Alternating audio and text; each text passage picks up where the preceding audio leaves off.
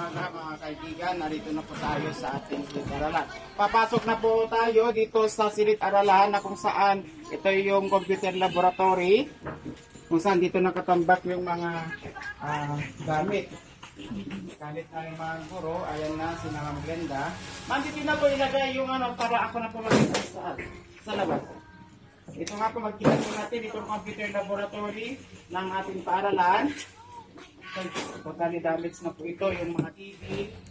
Ang hindi lang po ata nasira yung tiles na nakatambak. Pero yung ibang mga modules, walang-wala na po. Kita po natin yung mesa, lumpak na po. Ma'am, mabigat na po yung ano ko. Mamaya po, mabigat na po. Ilalabas ko lang po. Ano ang mabigat, sir? Itong ano, ipinutulak ko. Ayan, nilalabas ko na yung mga basang modules at mga gamit. Dadalhin ko dito sa ground para dito napapulitin. Dito na itatapon. Ayan, kitang-kita nyo naman po na sobrang maputik. Natatakot na po kami, baka may ahas dito sa loob. Pero sabi nila, ang ahas daw, hindi daw wala daw sa loob ng silid-aralan ang ahas. Ayan na. So, yung TV, ay, andito na po yung mga certificate na namin school, yung napanalunan namin noon sa division.